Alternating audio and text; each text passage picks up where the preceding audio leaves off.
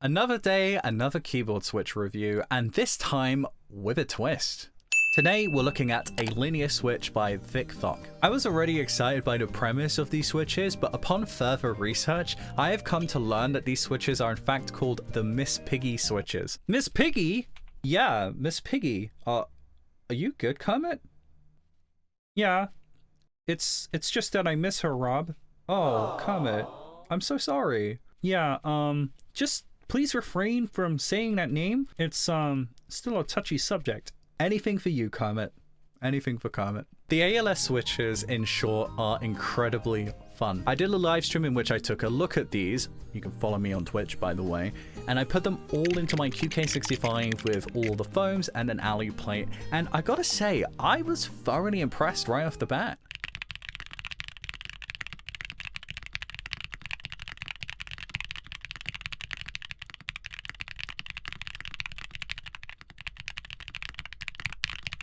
Unlubed, they sound very clacky, by which I was initially confused given the Thic Thock branding. But I gotta say, any key that you put this switch in between a stabilizer with,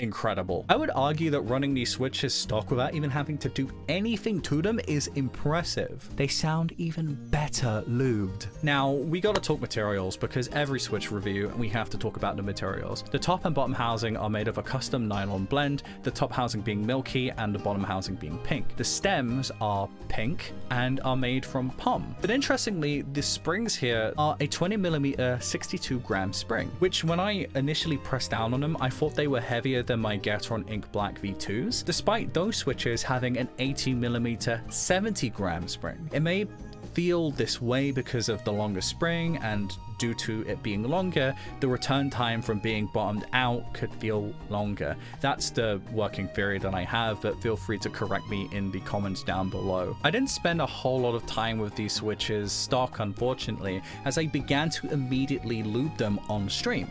It was a pleasant time, and it was lovingly interrupted by my good pal Dogcore, who asked me to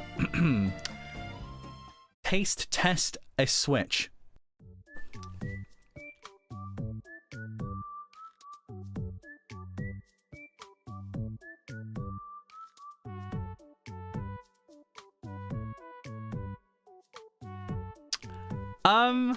Well, I can report it tastes like plastic. Yeah, I gotta set myself apart from other keyboard content creators somehow. I was given 72 switches from the vendor that I purchased these from. So that switch that I taste tested is not being lubed.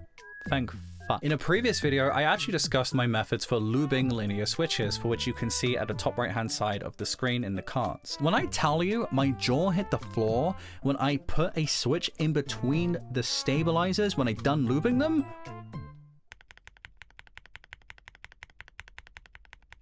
it was honestly one of the most satisfying sounds I have ever heard coming from a custom mechanical keyboard. So let's just listen to see how good these sound lubed.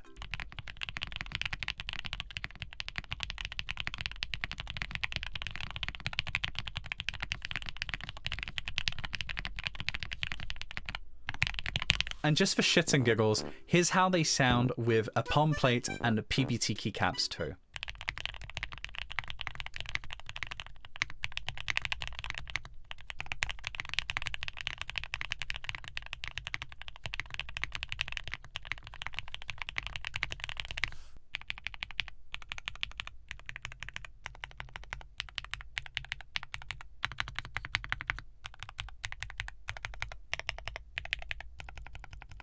I'm so glad that I spent the time doing that. It is one of the many reasons why you would want to get into the custom mechanical keyboard scene, hearing the fruits of your labor. So let's finally talk pricing.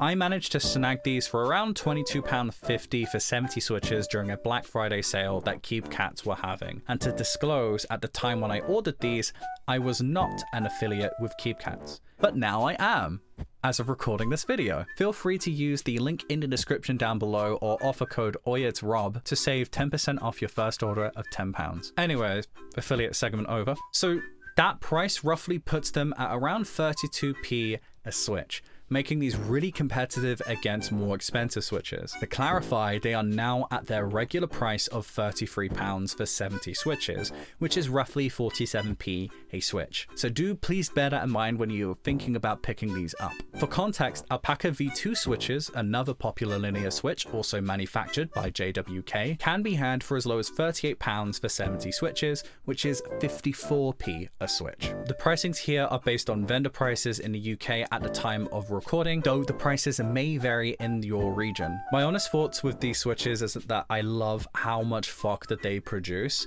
It's been really satisfying actually typing out the scripts for these videos, playing games, just general day-to-day, using them and getting to really break them in. I'm sure that as they break in even more, they'll sound even better. Let me know what you think by sounding off in the comments right below that like button, and don't forget to subscribe. I have also other keyboard videos that I have made that you may enjoy, and as always, have a fun one. Thank you, Comet. Hey, we did good, right? Yeah, we did good.